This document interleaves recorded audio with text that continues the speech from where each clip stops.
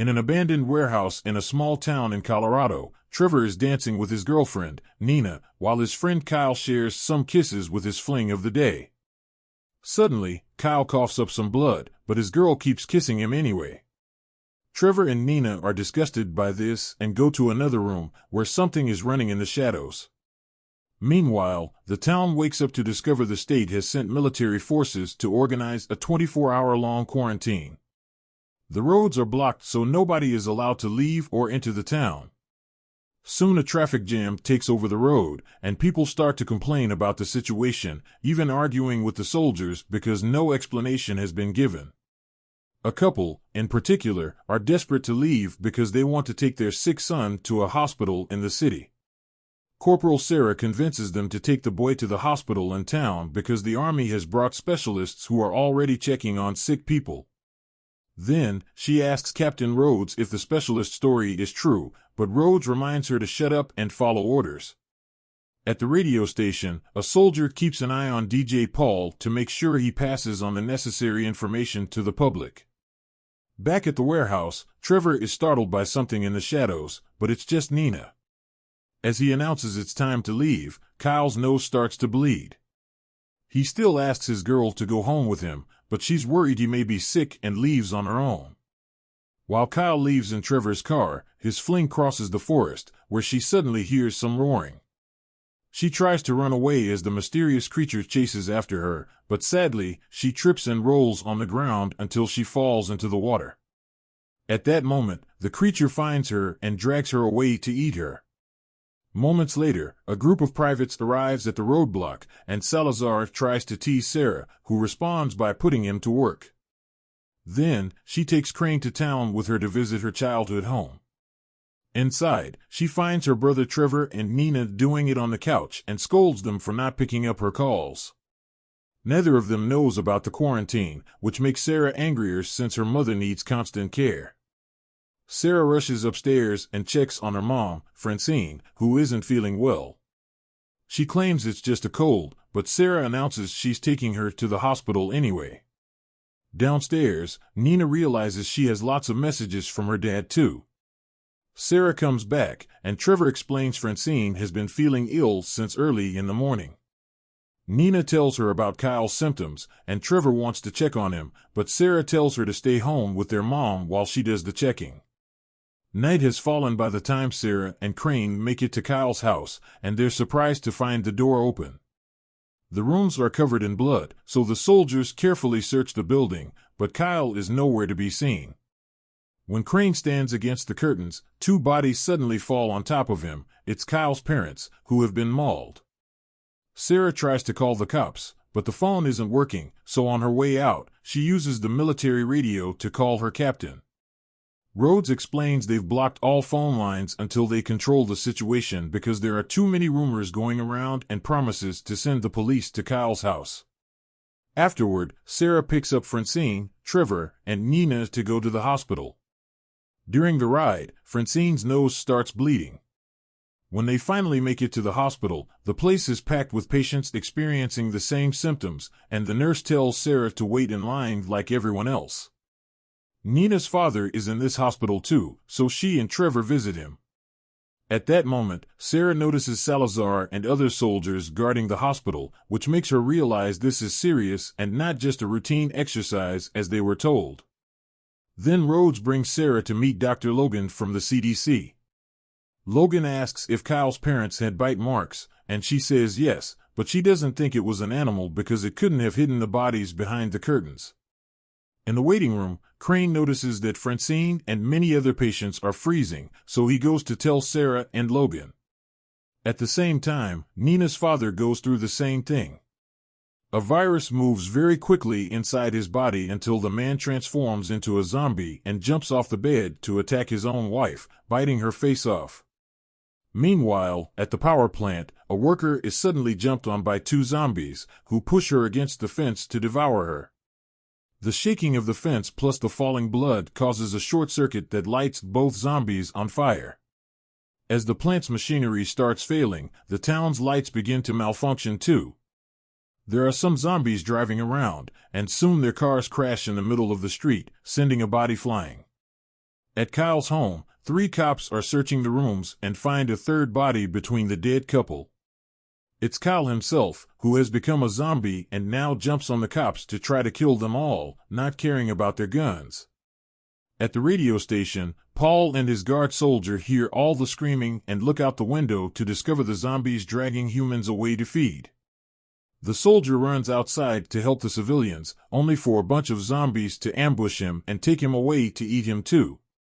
Paul sees another zombie coming after him, so he rushes back into the radio station and locks the door. In the hospital, the backup generators bring the power back just in time for the frozen people to become zombies too. They all go crazy and start attacking any normal human they can reach. Trevor and Nina run out of her father's room and watch in shock as a zombie walks on the ceiling and then jumps on a nurse. Some zombies see them and come after them, so the couple begins running away and tosses any object they can find to slow the creatures down. They make it through the back door and block it with a trash container, but there are other zombies already outside, so the couple runs to escape by jumping over the fence. Inside, the chaos and massacre are getting worse as blood is spilled all over the place. Almost no humans are left, and there are too many zombies to fight at the same time, so Rhodes runs into an empty corridor and blocks the door to keep the zombies out. Sarah finds him and asks about her mother, but there's no chance of finding her now. Then Rhodes opens another door to find an exit, only for a bunch of zombies to come out. He manages to push a few off, but soon there are too many creatures to handle, and Rhodes is captured to be devoured. Seeing this, Sarah, Logan, and Crane run to another corridor to find an empty room to hide in. Logan pushes Crane to go first, causing him to drop the car keys. A zombie notices Crane on the floor and tries to attack him, but Sarah drags him into the room just in time and locks the door. A furious Crane pushes Logan for what he did, yet Logan pretends he doesn't know what Crane means. After Sarah and Crane push some furniture in front of the door, the group looks out the window and notices the zombies have taken over the parking lot too. Since Crane doesn't have a gun and Sarah's isn't loaded, she says they should make Molotov bombs to distract the zombies and escape in a car. Since Crane lost Sarah's car keys, she decides they should find Rhodes' keys to escape in his car instead. Meanwhile, Travis and Nina are running through the forest, where they encounter dozens of dead bodies on the ground. A body even tries snapping at them, only to fall dead again. Eventually, the couple makes it downtown, and they find a massacre here as well. However, they notice someone sane inside the radio station, so they wait until the main street is clear to run to the station's front door. They start pounding on it, and the noise gets the attention of a zombie, who begins running toward them. Thankfully, Paul opens the door and lets them in before the zombie can reach them.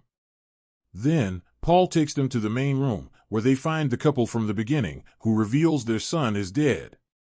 At that moment, the wife starts coughing, but she swears it's a cold she caught before it all began. Paul coughs as well, yet Nina doesn't know if trusting them. Trevor rushes to the radio equipment to send out a message with their location and warn people not to go to the hospital. This message is played by a car radio and heard by Francine, who is also a zombie now.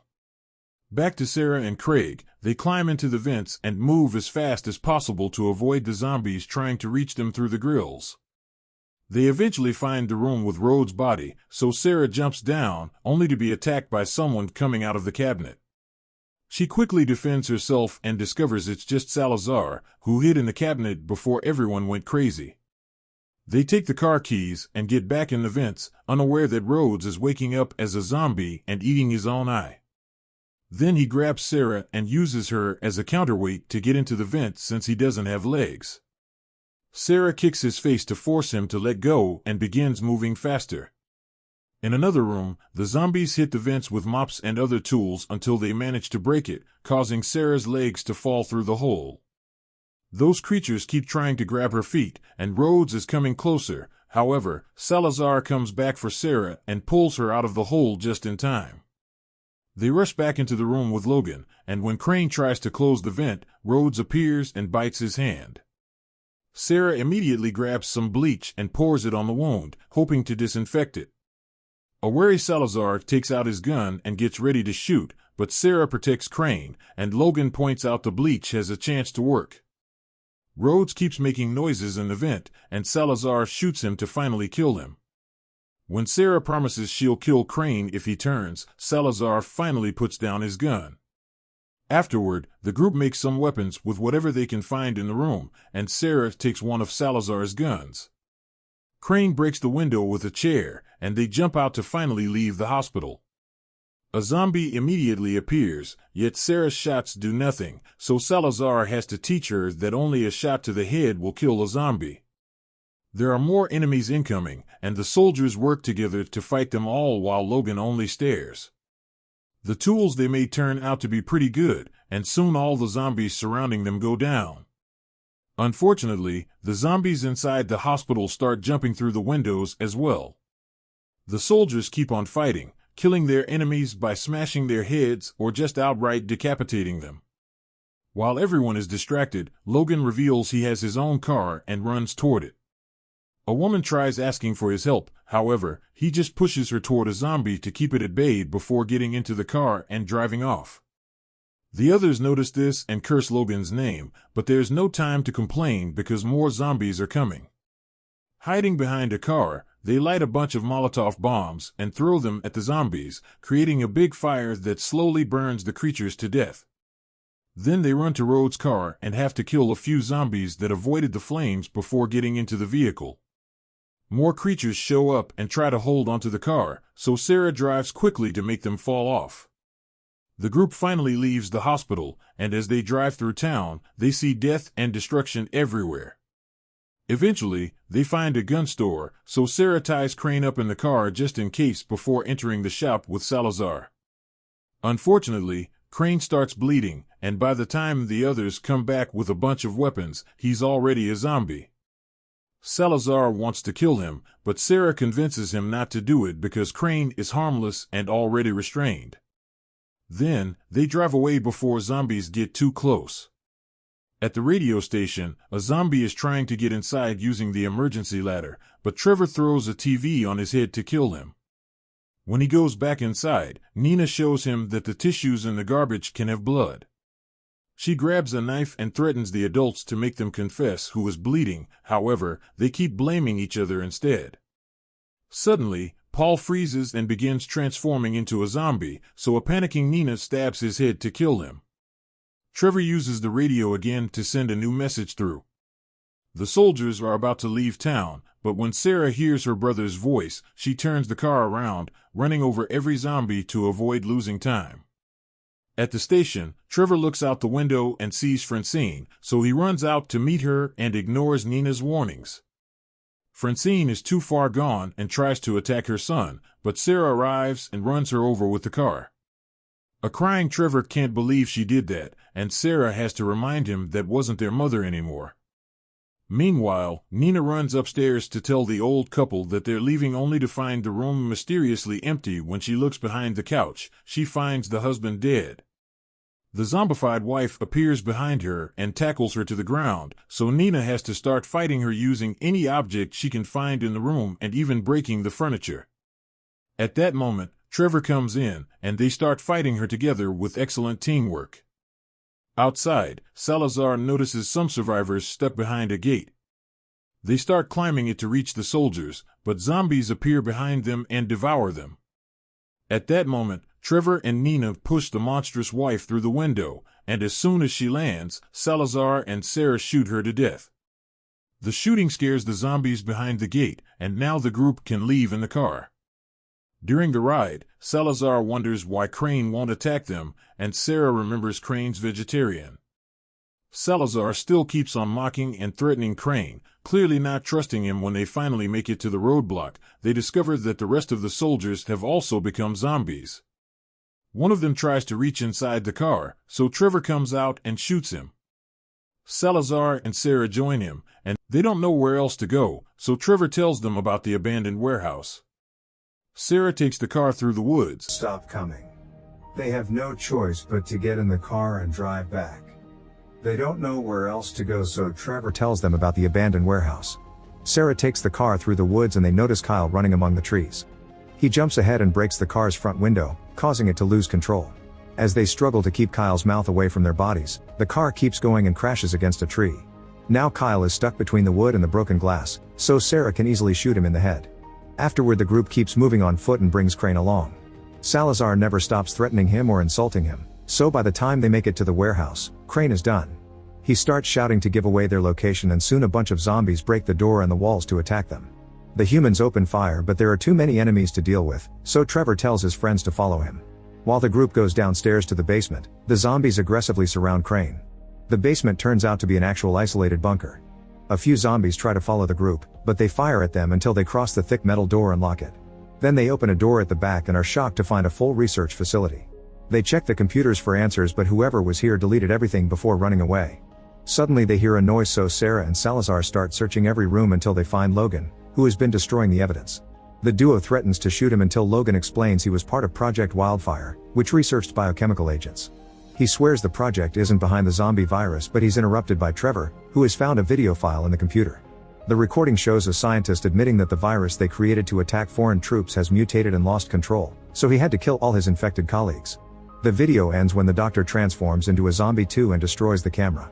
Hearing a roar nearby, the group leaves the office and finds the zombified doctor, so they start shooting him until he gets too scared and runs away. Salazar and Sarah go after him only to discover he's escaped by crawling through the vents. A different zombie tries attacking Salazar, but he quickly decapitates her. The duo then goes back to the others, shooting at the vents whenever they hear a noise. Logan has no idea where the emergency exits are, but Salazar recognizes this bunker as a model from the war and says they only need to find the missile silos to escape. As the team walks through the corridors, the doctor reaches from above and kidnaps Logan. He quickly kills him and then throws the body in front of the others. The group hurries up, but after wandering for a while they still can't find the silo. Despite Salazar's protests, they decide to split to cover more ground. Sarah and Salazar end up finding the silo first, and they go through the first door without issues. However, after crossing the corridor they find tons of zombies hiding in the next room. Both soldiers open fire, but the zombies surround Salazar and knock him to the ground. He tells Sarah to go on without him before the creatures begin eating him. Sarah quickly runs away and Trevor drags her into another safe room. There she finds a bunch of missile propulsion tanks, so the siblings work together to make some big fire throwers. Then Sarah returns to the corridor to get the Horde's attention, only for the doctor to appear behind her. As she struggles against her attacker, Crane reveals himself in the Horde and remembers his feelings for Sarah, so he starts firing his gun until he runs out of bullets. Angry about this betrayal, the doctor lets go of Sarah and runs to decapitate Crane. Sarah shoots a random zombie to get everyone's attention before running down the corridor again. The creatures run after her, but when they reach the door, Trevor and Nina activate the tanks. The result is giant flames that instantly burn the zombies down and reach every corner of the facility, not leaving a single monster standing. Afterward, the trio climbs out of the silo and finds Logan's car. As they drive away, they hear on the radio that the virus has been fully contained. However, on the road a zombie is on the loose. Make sure to subscribe and turn on notifications so you can watch more videos like this. Thanks for watching.